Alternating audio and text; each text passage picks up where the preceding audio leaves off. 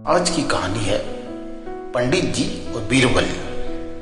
एक समय की बात है कि जब बादशाह अकबर दरबार में नहीं थे तो उन्होंने बीरबल को कुछ काम सौंप दिया था और कह के चले गए थे कि बीरबल दरबार में जो भी आए तुम उनकी फरियाद सुन के उनकी समस्या का निवारण कर लेना। हम जरा काम से कुछ समय के लिए बाहर जा रहे हैं। अब बीरबल दिन भर फरियाद लोगों की सुनते रहे। शाम ढलने को थी, सभी फरियादी धीरे धीरे अपने घरों को लौटने लगे थे। तभी बीरबल ने देखा कि एक मोटा सा आदमी शर्माता हुआ चुपचाप एक कोने में खड़ा है। बीरबल उसके निकट आते हुए बोले कि महाशय, लगता है कि तुम कुछ मुझसे कहना चाहते हो। यदि ऐसा है तो मुझसे बेहिचक जो भी कहना है कह डालो। तुम्हारी जो भी समस्या है मैं उसका निवारण जरूर करने की कोशिश करूंगा। अब वह मोटा व्यक्ति बड़ा शर्माता हुआ बोला कि हुजूर, मेरी समस्या यह है कि मैं पढ़ा लिखा नहीं हूँ और मैंने अपनी शिक्षा पर ध्यान नहीं दिया, जिसका मुझे बहुत खेद है। अब हुजूर, मैं भी समाज में सिर उठाकर सम्मान से जीना चाहता हूँ, पर अब मुझे ऐसा नहीं लगता है कि ऐसा कभी मेरे इस जीवन में हो पाएगा। बीरबल बोले, नहीं नहीं, अभी कोई देर नहीं हुई है महाशय। ऐसा जरूर होगा यदि तुम हिम्मत न हारो और अपने जीवन में कठोर परिश्रम करो। तुम में अभी भी योग्यता है। अब मुझे पूरा यकीन है तुम एक न एक दिन समाज में अपना सम्मान जरूर पाओगे। तो मोटा आदमी बोलता है कि हुजूर, लेकिन ज्ञान पाने में तो सालों लग जाएंगे मुझे और मैं इतना इंतजार अब नहीं कर सकता। मैं तो यह जानना चाहता हूँ कि आप मेरी सहायता कर सकते हैं। आपके पास कुछ ऐसा तरीका है जिससे चुटकी बजाते ही मुझे प्रसिद्धि मिल जाए। अब प्रसिद्धि पाने का ऐसा आसान रास्ता तो होता नहीं कोई। बीरबल ने कहा उस मोटे आदमी से, हाँ, यदि तुम वास्तव में योग्य और प्रसिद्ध कहलवाना चाहते हो तो तुम्हें मेहनत तो करनी ही पड़ेगी, वो भी कुछ समय के लिए। अब यह सुनकर वो मोटा आदमी काफी सोच में पड़ गया। फिर उस मोटे आदमी ने कहा, नहीं नहीं, मुझ में अब हुजूर इतना धैर्य नहीं है। मैं तो तुरंत ही प्रसिद्धि पाना चाहता हूँ और अपने आप को मैं पंडित जी कहलाना चाहता हूँ। मेरी दिली इच्छा है कि लोग मुझे पंडित जी कहकर समाज में बुलाएं। बीरबल बोले, ठीक है, इसके लिए तो एक मेरे पास उपाय है। कल तुम बाजार में जाकर खड़े हो जाना और मेरे भेजे गए आदमी वहां जरूर आएंगे जो तुम्हें पंडित जी कहकर पुकारेंगे। वे बार बार जोर जोर से ऐसा कहेंगे। इससे दूसरे लोगों का ध्यान तुम्हारी ओर आकर्षित होना धीरे धीरे शुरू हो जाएगा और वे भी आज नहीं कल तो तुम्हें पंडित जी कहना शुरू कर देंगे। और ऐसा होना स्वाभाविक भी है, लेकिन हमारा नाटक तभी सफल होगा जब तुम गुस्सा दिखाते हुए और उन पर पत्थर फेंकने लगोगे या हाथ में लाठी लेकर मेरे आदमियों को दौड़ाना शुरू करोगे। हाँ, बीरबल ने कहा, एक बात और, लेकिन सतर्क रहना। गुस्से का सिर्फ तुम्हें दिखावा करना है और तुम्हें किसी को चोट नहीं पहुंचाना है। बीरबल ने उस मोटे आदमी को समझाया।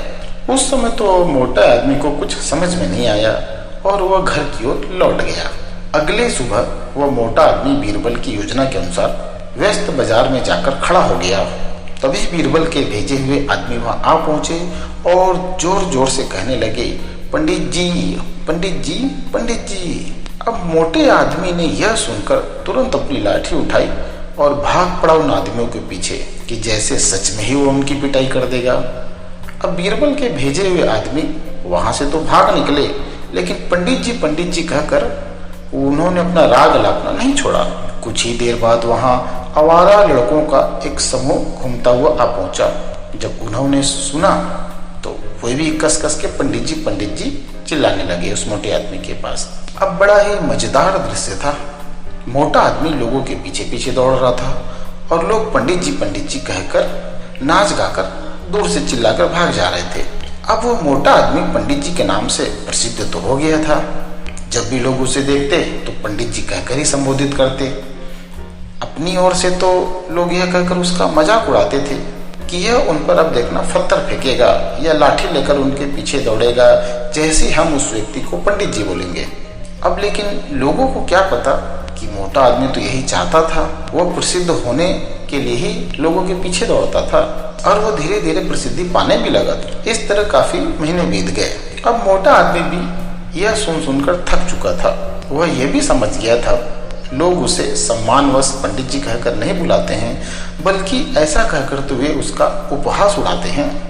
अब लोग भी जान गए थे कि पंडित कहने से उस मोटे आदमी को बहुत जल्दी गुस्सा आ जाता है और वह सोचता था कि शायद लोग मुझे पागल समझते होंगे। और वो मोटा आदमी यह सोचकर बहुत परेशान हो गया और फिर से बीरबल के पास वो जा पहुंचा। वह बोला, हुजूर, मैं मात्र पंडित जी कहलवाना नहीं चाहता था। वैसे मुझे स्वयं को पंडित जी कहलवाना काफी पसंद है और कुछ समय तक यह सुनने में मुझे अच्छा भी लगा, लेकिन अब मैं हुजूर बहुत थक चुका हूँ। मुझे पता चल गया है कि लोग मेरा सम्मान नहीं करते हैं, वह तो मेरा पीठ पीछे मजाक उड़ाते हैं। अब मोटे आदमी को भी धीरे धीरे वास्तविकता का आभास हो गया था। उस मोटे आदमी को यह कहता देखकर बीरबल भी हंसता हुआ बोला, मैंने तो तुम्हें पहले ही कह दिया था कि तुम बहुत समय तक ऐसा नहीं कर पाओगे। लोग तुम्हें वह सब कैसे दे सकते हैं महाशय, जो तुम हो ही नहीं वास्तविक जीवन में। क्या तुम लोगों को मूर्ख समझते हो? अब एक उपाय बता रहा हूँ इन सब से पीछा छुड़ाने के लिए कि अब तुम कुछ समय किसी दूसरे शहर में जाकर अपना टाइम बिताओ। जब वहाँ से लौटो तो उन लोगों को नज़रअंदाज कर देना जो तुम्हें पंडित जी कहकर बुलाते थे, और एक अच्छे और सभ्य व्यक्ति की तरह अपने जीवन में आचरण करना। शीघ्र ही लोग समझ जाएंगे कि पंडित जी कहकर तुम्हारा मजाक करने में कुछ नहीं रखा है, और वह धीरे धीरे ऐसा कहना तुम्हें छोड़ देंगे। अब मोटे आदमी ने बीरबल के निर्देश पर अमल भी किया। जब वह कुछ माह बाद दूसरे शहर से अपने शहर लौटा तो लोगों ने उसे शुरू में पंडित जी कहकर परेशान करना चाहा, लेकिन उसने लोगों की बातों की ओर बिल्कुल ध्यान नहीं दिया। अब वह मोटा आदमी जीवन में बहुत खुश था कि लोग उसे उसके असली नाम से भी जानने लगे। अब वह समझ गया था कि प्रसिद्धि पाने का जीवन में कोई शॉर्टकट तरीका नहीं होता है।